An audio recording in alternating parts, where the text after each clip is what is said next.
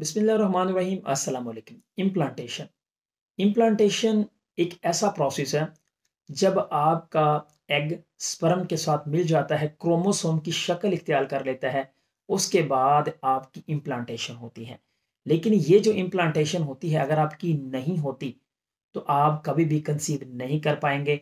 चाहे आपकी रिपोर्ट्स ठीक हों, स्पर्म की मोटेलिटी अच्छी हो, स्पर्म का काउंट अच्छा हो, या फिर आपके एंडोमेट्रियम का साइज भी पूरा हो, तो फिर भी आप कंसीव नहीं कर पाएंगे अगर आपकी इम्प्लांटेशन होती नहीं है। पहले तो आप ये समझें कि असल में ये इम्प्लांटेशन होती क्या है।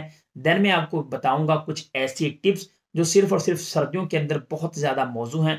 पहले भी मैं ये टिप्स बता चुका हूं, लेकिन सर्दियों के अंदर इनके सक्सेस जो रेट हैं वो बहुत ज़्यादा बढ़ जाते हैं। तो इसीलिए सोचा कि आपके साथ उस इम्प्लांटेशन को सक्सेस करने के 2 टिप्स शेयर करूं, जो आप 1 महीने के अंदर ही अपनाओ और इंशाल्लाह उसी महीने के अंदर ही खुशखबरी पाओ।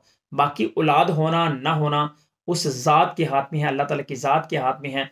हम उन टिप्स और ट्रिक्स को फॉलो कर सकते हैं या फिर हम अपनी कोशिश कर सकते हैं। मेरा नाम है हकीम मोहम्मद अहमद।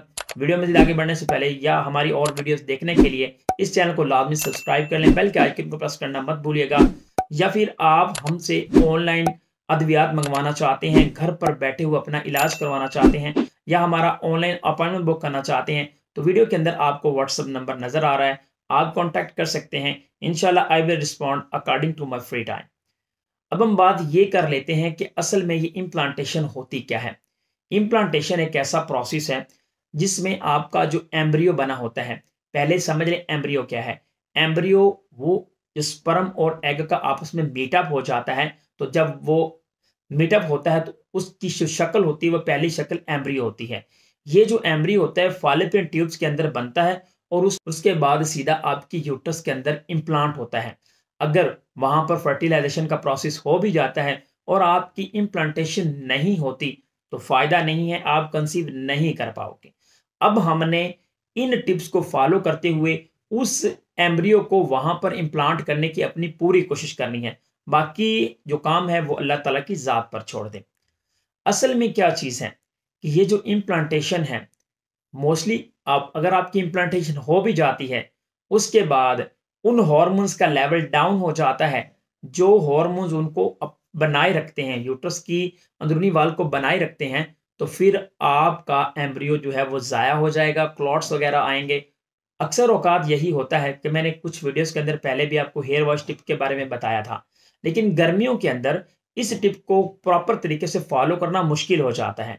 7-7 8-8 दिन ना नहाना बहुत मुश्किल काम है। फिर औरतों के बाल गिरने लग जाते हैं। तो इसीलिए ये जो सर्दियां हैं ये बहुत ज्यादा मौजू हैं कि हेयर वॉश टिप को अपनाया जाए। हेयर वॉश टिप अगर आप अपनाते हो तो आपके जो दिमाग के अंदर ग्लैंड है जिसको पिट्यूटरी बोलते हैं, इसके अंदर से कुछ हार्मोन्स निकलते हैं और इनका गहरा कनेक्शन आपकी यूट्रस की जो वाल होती है, एंडोमेट्रियम की लाइनिंग, उनको बनाए रखने के लिए, जैसे कि एस्ट्रोजन और प्रोजेस्टेरोन। अगर इनका लेवल डाउन हो जाता है तो यूट्रस की वाल गिर जाती है और गिरने की वजह से आपको माहवारी आती है। और अगर आपका एम्ब्रियो वहां पर चिपका भी होगा तो डेफिनेटली आपका एम्ब्रियो वहां से अपनी जगह छोड़ देगा और आपको माहवारी आ गई और आपकी इम्प्लांटेशन फेलियर में तब्दील हो जाएगी। तो इसलिए आपने इम्प्लांटेशन के दिनों में अपना हेयर वॉश नहीं करना। आप गर्म तौलिए के साथ अपने हेयर को वॉश लाजमी कर लो। उसके अलावा इम्प्लांटेशन अब होती कब है, ये प्रोसेस कोई 1 या 2 दिन का नहीं है। एक मुकम्मल प्रोसेस जो है ये तकरीबन 1 हफ्ते का होता है। आप नॉर्मली ऐसा लगा लें कि माहवारी के 21वें दिन से लेकर 28वें दिन तक आपकी इम्प्लांटेशन का वक़्त होता है।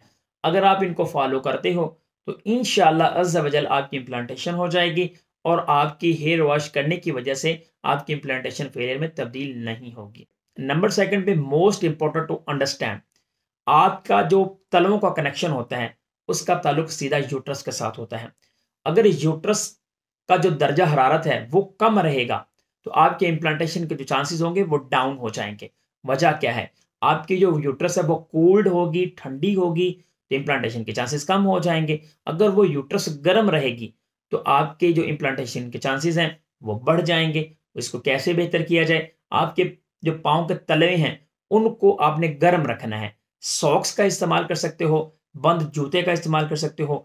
इसको रात के वक़्त भी आप कैरी कर सकते हो, क्योंकि गर्मियों के अंदर जुराबों का इस्तेमाल करना बहुत मुश्किल हो जाता है, तो इसलिए सर्दियों के अंदर इसको कैरी करना आपके लिए मुश्किल नहीं होगा।